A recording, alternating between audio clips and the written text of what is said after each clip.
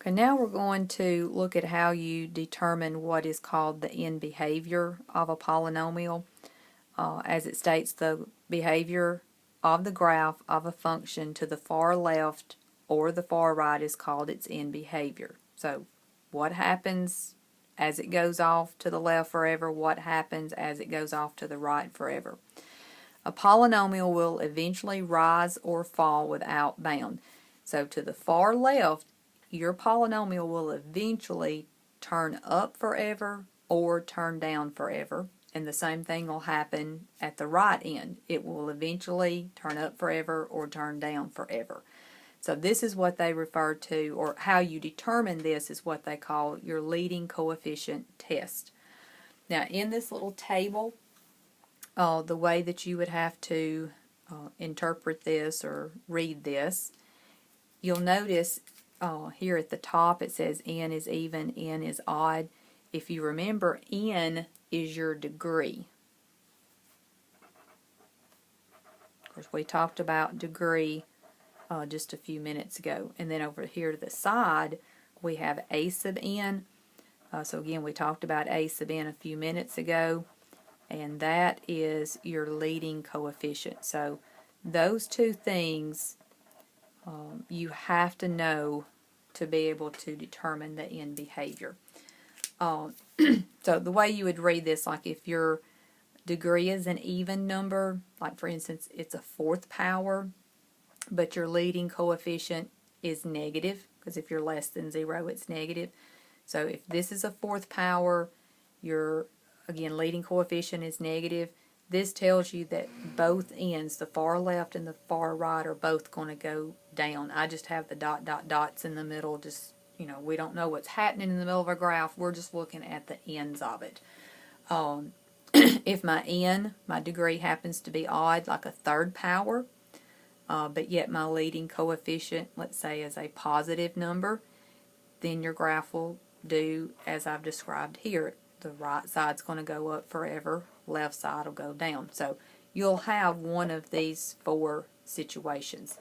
Alright, so looking at a couple of examples of using this, it says use the leading coefficient test to determine the end behavior. Alright, so what you're going to do is identify n and identify a sub n. Okay, so n is the degree of the polynomial, which is the largest exponent. So in this case, that's the 7. A sub n is your leading coefficient. So your leading coefficient comes from the term that's got the biggest exponent. So that's going to be the -5. So both of these always come off of the same term. None of the rest of this polynomial has anything to do with the end behavior. Alright, so looking back at your chart, I state n is even or n is odd. Well, n is 7, so this is odd.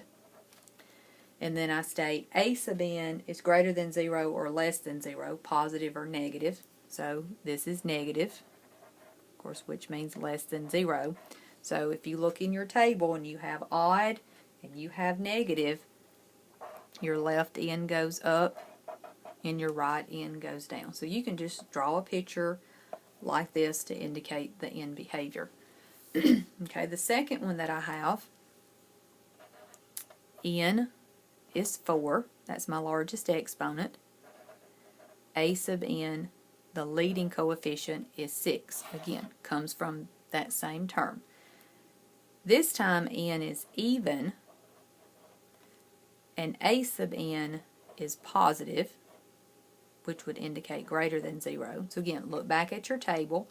If you have this combination of even and positive, this is where both ends go up. Okay, next. This note is basically just getting used to some of the terminology. Zeros of a polynomial function. So the values of x for which the function equals 0 is called its zeros. So anytime you find out what makes this function equal 0, those are called its zeros. These are also called roots or solutions. So in the past, anytime that you have set something equal to 0 and solved it, you've been finding zeros or you've been finding roots or solutions. Those are all kind of interchangeable words. Now, each real root, or this could be real 0, so anytime that you have one that's real, because you know you also can have imaginary answers, but your real ones, when you look at your graph, are always going to be x-intercepts. So on a graph, you never see anything that's imaginary. It will only be the real ones, and the real ones are your x-intercepts. So here's just some terminology and what, of course they use some letters here to represent a few things. Anytime you have something written in the form of x minus r, of course it can be raised to some power, it may be just to the first power, but this is called your factor.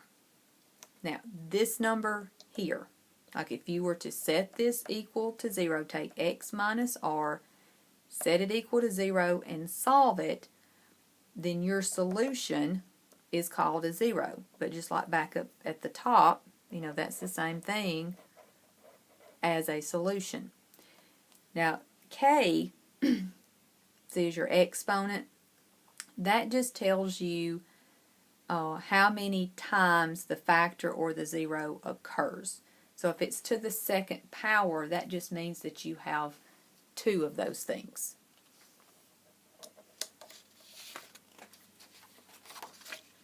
All right, this little note has to do with what's referred to as multiplicity. Okay, so here's this form again of what I referred to as a factor. And again, I said that we're going to call R. The solution to this is called R. That's also referred to as a 0. And I told you a while ago, K tells you how many times something occurs. That's what's referred to as multiplicity. Okay, so number of times it occurs. That's your multiplicity. They use the letter K to stand for that. Now, what that does, that tells you a couple of characteristics of your graph. Alright, so you've got R, which is a solution or a 0 to your polynomial, but if it has an even multiplicity, so that would be like if it occurs 2 times, 4 times, 6 times. It just has to be an even number. That would be the K. The exponent has to be even. The graph touches the x-axis and turns around at R. So what that's describing, now remember a while ago I said if R is a real number, then it's also an x-intercept. Okay, so I'm going to say right here is R, which means it's an x-intercept. So what it means by touches, your graph could come down, touch, and turn and go back up. Now this could happen on the bottom side. It doesn't have to be just the top, so it could be underneath, but that's the idea of what it means by touches. Alright, the next statement would be if you have odd multiplicity. So again, that's going to refer back to your exponent. So if your exponent's an odd number, first power, third power, fifth power, then the graph crosses the x-axis at R. Okay, so again, if I mark R as my x-intercept, what it means by crosses is it actually goes from one side of your x-axis to the other. So this stayed all on one side. Could be top side or bottom side, but this actually goes from one side to the other.